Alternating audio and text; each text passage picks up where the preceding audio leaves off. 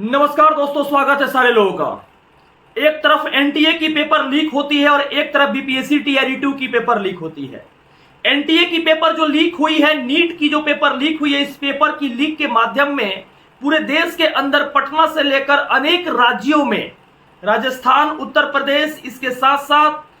पश्चिम बंगाल, इसके साथ उड़ीसा, बहुत सारे ऐसे राज्यों में इस पेपर की खरीद परोसी हुई और जिसके माध्यम से आज देखा जाए तो देश में एक अलग ही स्वरूप बनकर खड़ा हो चुकी है। एक तरफ बीपीएससी टीआरई 2 की पेपर लीक होती है तो उस लीक को दबाने के लिए सरकार के द्वारा ठीक इसी तरह का ठोस कदम नहीं उठाया गया। और पेपर 3 जब लीक हुई थी तो उसमें अशोक चौधरी जी कहे थे कि पेपर लीक नहीं हुई है, उन्होंने क्लीन चिट दे दिया। एक तरफ से देखा जाए तो लगातार आर्थिक अपराध इकाई की टीम ने लगातार गिरफ्तारी पे गिरफ्तारी किया और गिरफ्तारी करने के बाद इस एग्जामिनेशन को रद्द तक कर दिया। लेकिन अशोक चौधरी जी का मानना है कि पेपर लीक नहीं हुआ, माननीय शिक्षा मंत्री जी का मानना था कि पेपर लीक नहीं हुआ है। लेकिन बात यही खत्म नहीं होती है। एक तरफ देखा जाए तो एनटीए पेपर लीक होने का बहुत बड़ा एक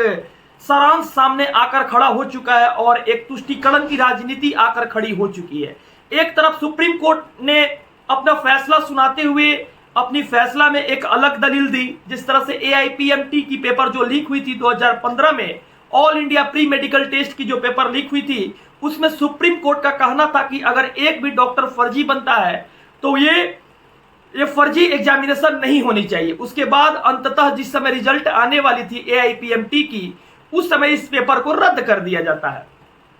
सरकार की तरफ से लगातार क्लीन चिट दिया जाता है और आर्थिक अपराध इकाई की तरफ से लगातार इस लीक का एक अलग ही नमूना पेश किया जाता है। एक तरफ देखा जाए तो विशाल चौरसिया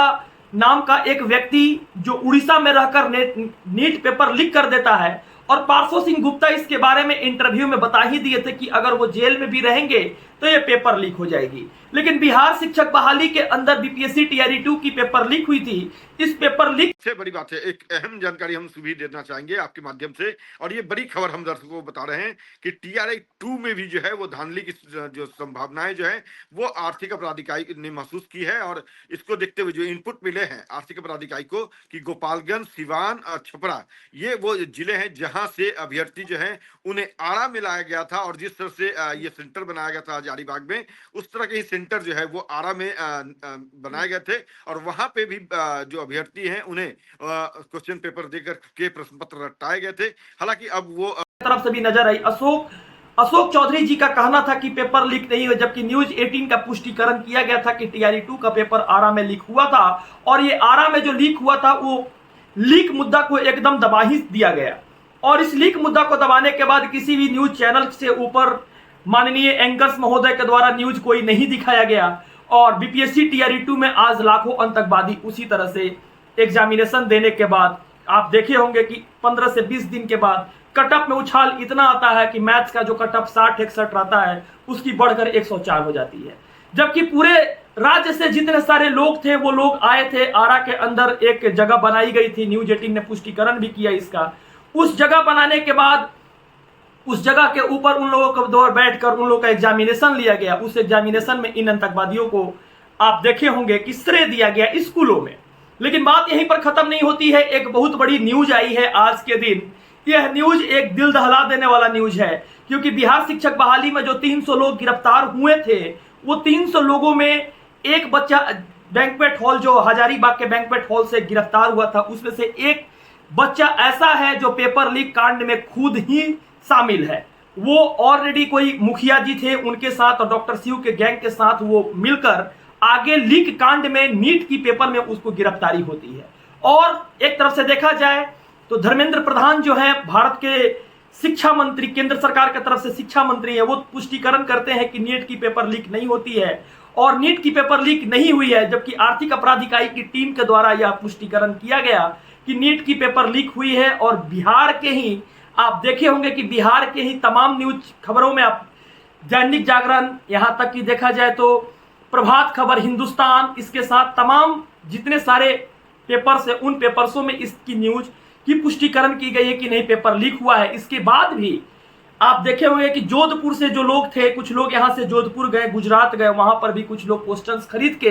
वहां पर सॉल्वर गैंग इतनी एक्टिव थी कि वहां पर पेपर की जो भी पुष्टिकरण करना था, जो लोग पैसा दिए थे, वो लोग पैसा देकर डॉक्टर एक रात में बन गए। लेकिन सुप्रीम कोर्ट का यह मानना है कि AIPMT के एग्जामिनेशन में एक दिन अगर एक भी डॉक्टर अगर फर्जी निकलते हैं, जिस तरह से वो बहाली रद्द की थी, वो भी बहाली है। मुझे लगता है कि नीट की परिभाषा कुछ इसी तरह से दिख रही है। आज बिहार के अंदर एक गहमा गहमी का माहौल बना हुआ है और पटना को लेकर पूरे देश में थूकम पजीहत हो रही है। पटना को लेकर थूकम पजीहत इसलिए हो रही है क्योंकि जो नीट की पेपर लीक हुई थी, यहां पर इस पटना के अंदर माफिया गैंग के लोग जो थे, जो लोग लीक किए थे, इसको पेपर पढ़वाने के बाद 40-40 लाख रुपया लेकर इस पेपर को पढ़वाए थे और पढ़वाने के बाद इस पेपर को पूर्ण रूप से जला दिए थे, जिसकी पुष्टिकरण आर्थिक अपराध इकाई किया और आर्थिक अपराध इकाई का कहना भी है। इसके जो आईपीएस थे, मुख्य आईपीएस जो थे, अपनी एक एसआईटी की टीम बनाई और टीम बनाने के बाद इस सारी विषय वस्तु के बारे में चर्चा की और चर्चा करने के बाद आप देखे होंगे कि सिपाही पेपर लीक हुआ, बीपीएससी टीआरई 1 के पेपर भी अंदर ही अंदर लीक हुआ है, टीआरई 2 के पेपर भी लीक हुआ है और एक तरह से देखा जाए तो टीआरई 3 पकड़ा गया। टीआरई 2 के पेपर जो लीक हुआ था उसमें कोई गार्जियंस लोग जो है वो लोग रोड पे नहीं आए, वो लोग उस तरह से पुष्टिकरण नहीं कर पाए टीआरई 2 को लेकर। लेकिन न्यूज 18 और आर्थिक अपराध इकाई की टीम ने इस चीज का पुष्टिकरण किया और टीआरई 2 में आज जो लोग ज्वाइन किए गए हैं, एक तरह से देखा जाए तो आरक्षण घोटाला 50% देखा जाए तो बाहरी कैंडिडेट को इन लोगों को मौका दिया गया और इस आरक्षण घोटाला के साथ साथ आपने बहुत बड़ी एक घोटाला और सामने आई कि 2 घंटे पेपर को लेट कर दी जाती है और सारे लोग जो लोग एग्जाम दिए थे उनके साथ एक बहुत बड़ी तुष्टीकरण की राजनीति की जाती है और कुंठित कर देने वाला जिंदगी का एक ऐसा समन्वय रूपी शब्द उनके सामने पेश की जाती है जो 25 साल और 26 साल की मेहनत एक पल में ही मानो बर्बाद कर दिया गया हो। एक तरफ से देखा जाए तो कांग्रेस की जो अध्यक्ष है खड़गे जी ने कहा कि जब पेपर लीक हुआ ही नहीं है धर्मेंद्र प्रधान जी को, तो जब पेपर लीक हुआ ही नहीं है तो बिहार के अंदर से और पूरे देश के अंदर से जो लोग पकड़ा रहे हैं, जो लोग गिरफ्तार हो रहे हैं, जो लोग पुष्टिकरण कर रहे हैं, वो लोग कौन हैं। इस तरह से नरेंद्र मोदी जी की सरकार जो है ऑलरेडी धूल झोंक रही है और धूल झोंकने के साथ साथ एक तरह से देखा जाए तो पूरे बिहार में ही नहीं बल्कि पूरे देश में बिहार की नाम को बदनाम किया जा रहा है और बदनाम हो भी क्यों ना, क्योंकि इतनी बड़ी बड़ी घटना को अंजाम बिहार दे रही है। और बिहार के जो आर्थिक अपराध इकाई की टीम है या बिहार के अंदर जो पेपर लीक होने के बाद कोई कानून व्यवस्था की यहाँ पर विधि व्यवस्था नहीं है, क्योंकि जो लोग पेपर लीक में फंसे हुए थे, लगभग 300 लोग फंसे हुए थे।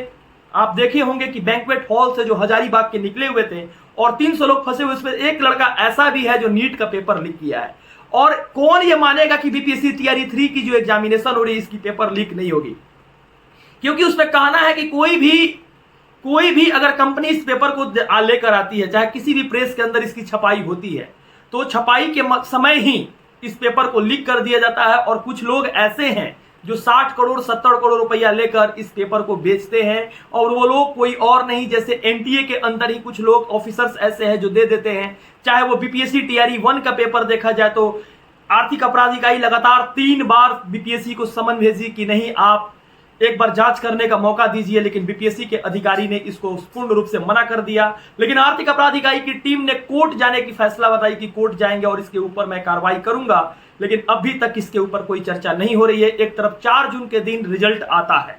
रिजल्ट आने के साथ साथ पूरी विधि व्यवस्था दब गई और पूरी विधि व्यवस्था दबने के बाद आज बिहार की स्थिति और परिस्थिति इस तरह से चेंज होती हुई नजर आ रही है पूरे देश में कि इसको शब्दों में व्यक्त नहीं किया जा सकता है। खासकर आज बिहार की विधि व्यवस्था को देखा जाए तो सरकार की जो टीम है, एक तरफ से केंद्र सरकार की जो टीम है, केंद्र सरकार की टीम के अंदर भी देखा जाए तो खड़गे जी जो क्वेश्चन किए थे धर्मेंद्र प्रधान भारत के शिक्षा मंत्री जी से, तो वो क्वेश्चंस की उत्तर जो है पूर्ण रूप से मिली नहीं है। लेकिन अभी सुप्रीम कोर्ट के माध्यम से अभी क्या इसकी फैसला आती है, इस विधि व्यवस्था को देखा जाएगा। लेकिन टीआरई 2 की जांच हो, टीआरई 2 में जो लोग सम्मिलित है उसकी जांच हो, और केवल नीट का ही नहीं बल्कि बिहार के शिक्षक बहाली में भी बहुत बड़ी धांधली हुई है। और सरकार से पूर्ण रूप से हम लोग को कहना है और सरकार से एक मांग करते हैं कि जल्द से जल्द बीपीएससी टीआरई 2 की भी जांच हो, क्योंकि इसमें भी पेपर लीक जो हुई थी, ये लीक केवल बिहार में ही नहीं बल्कि 38 जिला के अंदर तो लीक हुई ही थी। लेकिन जो लोग बाहर से आने वाले थे, इसमें बिहार के अंदर एग्जामिनेशन में बैठने वाले थे, वो तमाम लोग बाहर में भी चीटिंग किए हैं और आकर यहाँ पर उन लोग एग्जामिनेशन दिए हैं। क्योंकि बिहार शिक्षक संघ लोक सेवा आयोग के द्वारा जो ये पेपर लिया गया था, इसकी पुष्टिकरण न्यूज 18 किया था और इस बात को दबा दिया गया और इसके बाद इसके ऊपर कोई चर्चा नहीं की गई। और लगातार बिहार शिक्षक बहाली को लेकर चर्चा पे एक विषय वस्तु बनी हुई है। और एक तरफ से देखा जाए तो नीट की जितनी सारी विधि व्यवस्था थी, किस तरह से किया गया था, आपको पता होगा कि भारत के अंदर AIPMT की जो पहले पेपर लेती थी, AIPMT लेती थी, all India pre medical test लेती थी, लेकिन इतनी सारी विधि व्यवस्था पेपर लीक होने के कारण से एक संस्था बनी, NTA बनी। तो NTA के माध्यम से हुआ क्या कि ये नवंबर 2017 में इसकी घोषणा की जाती है केंद्र सरकार की तरफ से कि ये एग्जामिनेशन लेगी, विधिवत एग्जाम लेगी, लेकिन NTA के ऊपर भी कोई भरोसा नहीं रहा। इसके पहले भी NTA में बहुत सारी धांधली और गड़बड़ी हो चुकी है। एक तरफ से बीजेपी की सरकार दावा करती है कि नहीं, पेपर लीक कांड जो है वो नहीं होती है, लेकिन लोग गिरफ्तारी पे गिरफ्तारी हो रहे हैं, चाहे वो BPSC TRE 2 की हो, चाहे नीट की हो, चाहे अन्य विधि व्यवस्था हो। ये व्यवस्था को देखकर अंदर ही अंदर लोग कुंठित होकर लज्जित हो रहे हैं और बिहार के अंदर जो गरिमा है उस गरिमा को धूमिल करने का प्रयास कर रहे हैं। कुछ चंद माफियाओं के कारण आज बिहार की स्थिति और परिस्थिति दयनीय नजर आ रही है। एक तरफ देखा जाए तो 4 लाख बहाली की बात हो रही है पूरे बिहार के अंदर। इस बहाली में 4 लाख जो लोग आने वाले हैं, एक तरफ से जो लोग जो सॉल्व गैंग है वो गैंग तैयारी पे आ गया है कि सर्टिफिकेट किस तरह का आपको चाहिए, सर्टिफिकेट बिक्री की बात हो रही है और हम आपका नौकरी लगा देंगे। इस तरह की तमाम विधि व्यवस्था,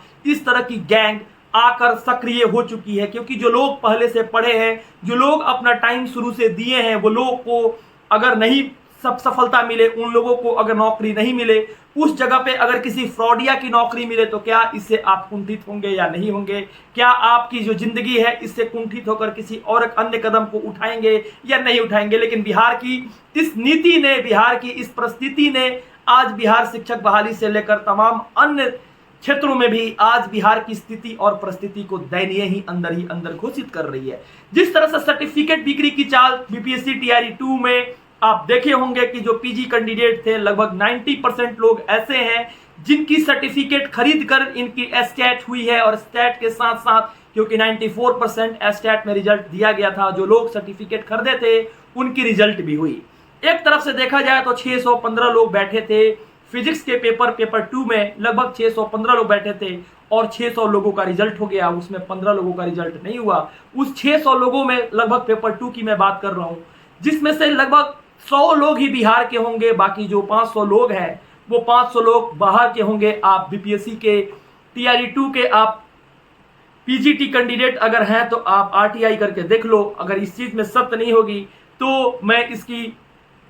जो आप कहोगे, जिसकी झंडा कहोगे उसकी झंडा लेकर मैं चलने के लिए तैयार रहूंगा। लेकिन बिहार शिक्षक बहाली के अंदर भी ये धांधली हुई है और आने वाले तमाम क्षेत्रों में ये धांधली का रूप अपनाया जाएगा। एक तरफ से देखा जाए तो धर्मेंद्र प्रधान जो थे वो लगातार इसकी पुष्टिकरण नहीं कर रहे हैं और आज भी नहीं मान रहे हैं कि पेपर लीक हुई है। इस पेपर लीक के माध्यम में एक बहुत बड़ी जिम्मेदारी पूरे देश के अंदर बनी है और उन 24 लाख छात्रों के साथ बनी हुई है कि जो 24 लाख छात्र इसमें सम्मिलित होकर एग्जाम दिए। और फर्जी डॉक्टर जो लोग, इस तरह से कहा है पटना में ही 3 डॉक्टर ऐसे हैं जो कि